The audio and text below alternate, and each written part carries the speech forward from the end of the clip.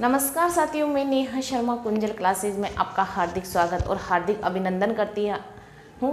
क्योंकि उठो जागो तब तक मत रुको जब तक अपने लक्ष्य की प्राप्ति ना हो जाए। उठो जागो तब तक मत रुको जब तक अपने लक्ष्य की प्राप्ति ना हो जाए। तो ये मोटिवेशनल लाइन अब मेरे को बोलनी पड़ रही है, क्योंकि अब आपका जो बेशकीमती समय है वो दिन प्रतिदिन कम होता जा रहा है, नज़दीक आते जा रहा है। तो मुझे बीच बीच में मोटिवेशनल वीडियो भी डालने पड़ते हैं, क्योंकि अगर आप निद्रा में हो तो आप जाग जाओ। आप में अगर आलस्य पैदा हो रहा है तो आप उस आलस्य को त्याग दीजिए। इसलिए मुझे ये वीडियो डालने की ज़रूरत महसूस हुई है, इसलिए मैंने ये वीडियो डालना ज़रूरी समझा। तो हम बात करते हैं टॉपर कैसे पढ़ाई करते हैं, क्योंकि अब रीट प्री की एग्ज़ाम या रीट मेंस की एग्ज़ाम, चाहे फर्स्ट ग्रेड की हो चाहे सेकंड ग्रेड की हो, एक नहीं लाखों की संख्या में स्टूडेंट एग्ज़ाम देंगे। तो उनमें कुछ बच्चों का ही चयन क्यों होता है, सभी का क्यों नहीं होता है। जैसे आपके 400 का पेपर हो चाहे 500 का पेपर हो, तो 500 में से 400 सभी 8 लाख या 10 लाख बच्चों के क्यों नहीं आते हैं, या फिर 150 के या 10-5 हज़ार के ही क्यों आते हैं। क्योंकि मेहनत सब करते हैं, पढ़ाई सब करते हैं, लेकिन कुछ ही सफल क्यों होते हैं। इन का एक रीजन है कि टॉपर कैसे पढ़ाई करते हैं। जो आज का मेरा जो बिंदु रहने वाला है वो है टॉपर कैसे पढ़ाई करते हैं। क्योंकि पढ़ाई सब करते हैं, लेकिन कुछ ही बच्चे टॉपर क्यों बन पाते हैं।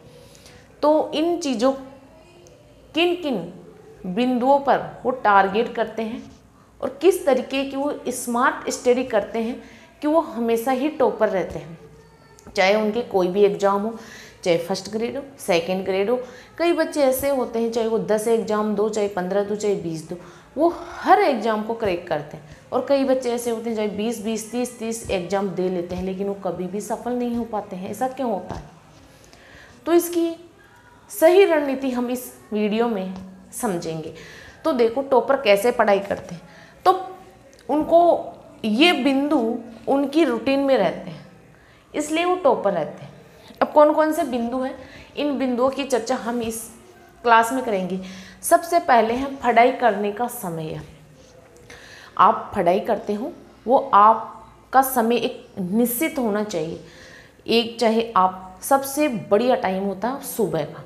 सुबह चाहे आप 4 बजे उठो, चाहे 5 बजे उठो, चाहे 6 बजे उठो, लेकिन सुबह आप 2-3 घंटे अगर पढ़ाई करते हो तो वो काफ़ी आपके सिलेक्शन में काफ़ी हेल्प करती है। क्योंकि सुबह अगर ताज़ा दिमाग से आप पढ़ते हो तो वो पढ़ा हुआ कभी आप भूलते नहीं हो, क्योंकि वो स्थायी हो जाता है।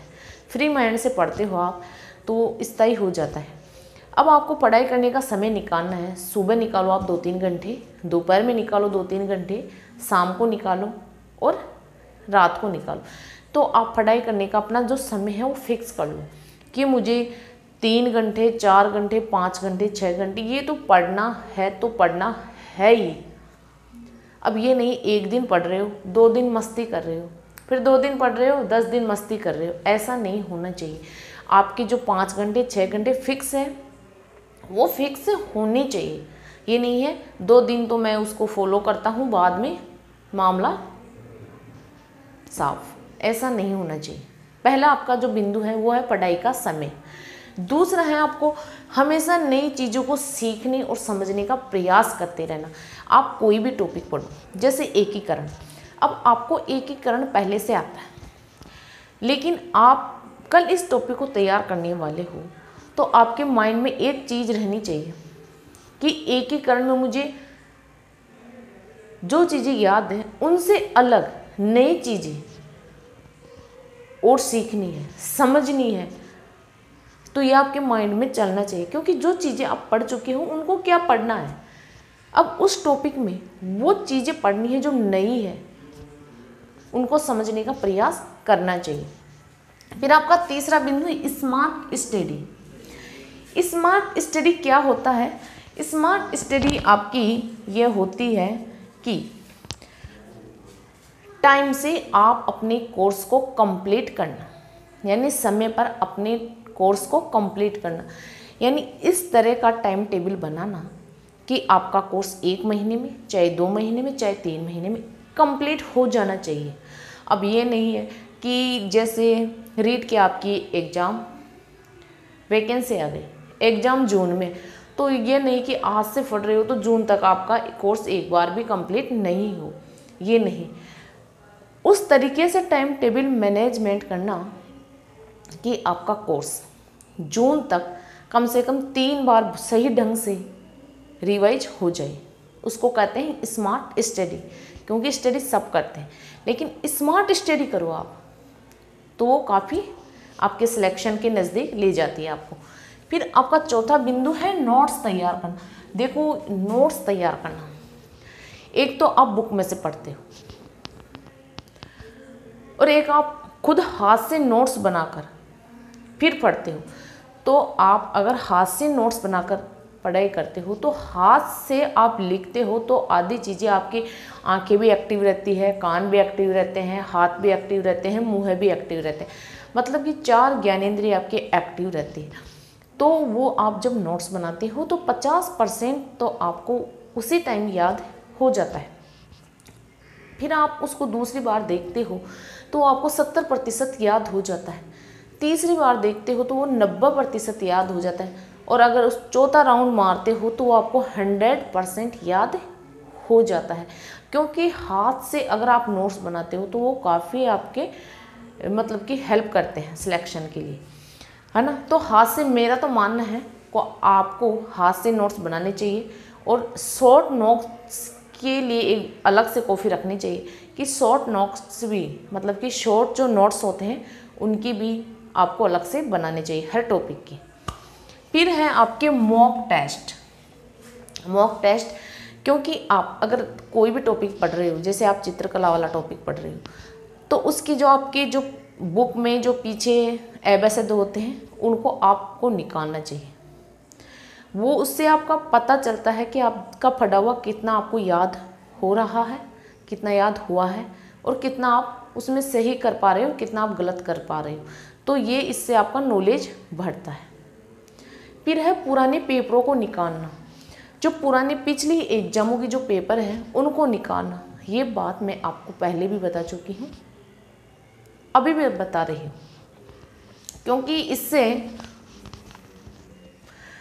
अगर आप पुराने पेपरों को निकालते हो तो इससे काफ़ी बेनिफिट मिलता है। इससे एक तो ये होता है कि आपका जो कॉन्फिडेंस लेवल है वो बढ़ता है, पहली बात। दूसरी बात, आपको जो एग्ज़ाम में कैसे क्वेश्चन पूछे जाते हैं इसका पैटर्न मालूम होता है। अगर आप वो क्वेश्चन निकालोगे, जैसे आपका टॉपिक है 1857 की क्रांति, अब पिछले पेपर आप उठा के देखोगे 10 साल पुराने, 20 साल पुराने, तो आप उसमें से 10 क्वेश्चन निकालोगे, 20 क्वेश्चन देखोगे तो आपको पता चलेगा कि ऐसे क्वेश्चन पूछे जाते हैं। तो एग्ज़ाम में पूछे जाने वाले क्वेश्चंस का पैटर्न मालूम होता है। फिर है आपका अंतिम बिंदु रिवीजन, क्योंकि कोई भी टॉपिक आप पढ़ो तो उसका 24 घंटे के अंदर अंदर रिवीजन होना चाहिए। क्योंकि जैसे आप कोई भी टॉपिक, मान लो आप ज्योग्राफी में खनिज संसाधन पढ़ रहे हो, आपने सुबह ये टॉपिक पढ़ा है तो कल सुबह तो उसका रिवीजन होना ही होना चाहिए। अगर रिवीजन नहीं होगा तो वो पढ़ा हुआ टॉपिक आपके माइंड में से निकल जाएगा। रिवीजन 24 घंटे में एक बार ज़रूर होना चाहिए, फिर 1-2 दिन में होना चाहिए, फिर 3-4 दिन में फिर होना चाहिए, फिर 2-4-5 दिन में होना चाहिए। अगर आप उसका 4-5 बार रिवीजन कर लोगे तो फिर वो आपके लिए स्थायी टॉपिक बन जाएगा और भूलने की संभावना बिल्कुल ना के बराबर हो जाएगी। तो अगर आप इस तरीके से पढ़ाई करोगे तो मैं बोलती हूँ कि दुनिया की ऐसी कोई ताकत और ना कोई शक्ति ऐसी है जो आपको सिलेक्शन से रोक दे। अगर आप इन सभी बिंदुओं को लेकर चलोगे तो आप हर एग्ज़ाम क्रैक कर लोगे, चाहे आपकी फर्स्ट ग्रेड हो, चाहे आपकी सेकंड ग्रेड हो, चाहे आप किसी भी एग्ज़ाम की प्रिपरेशन कर रहे हो, तो आप हर एग्ज़ाम को क्रैक कर सकते हो। इसलिए मैंने आज ये वीडियो इसलिए लेकर आई थी मैं, क्योंकि बच्चों को मोटिवेट करना भी ज़रूरी है। बच्चे डीमोटिवेट हो जाते हैं, पढ़ने से उनका माइंड भी थोड़ा अपसेट हो जाता है, तो उनको मोटिवेट करना बेहद ज़रूरी है। यही नहीं है मैं क्लासे ढालती रहूँ, बीच बीच में उनको जगाना भी ज़रूरी है, क्योंकि अगर वो शयन निद्रा में चल रहे हैं तो उनका जगाना बहुत ज़रूरी है। इसलिए इस तरीके से इन बिंदुओं को टारगेट करते हुए अगर आप पढ़ोगी तो मैं दावे के साथ कह सकती हूँ, रीट प्री नहीं, रीट मेंस भी आप क्लियर कर लोगे। तो अगर आप सिलेक्शन चाहते हो 2025 में, तो आपको इन बिंदुओं को ज़रूर अपनी लाइफ में उतारने चाहिए, उनको फॉलो करना चाहिए। तो मिलते हैं अगली क्लास में। जय हिंद, जय भारत।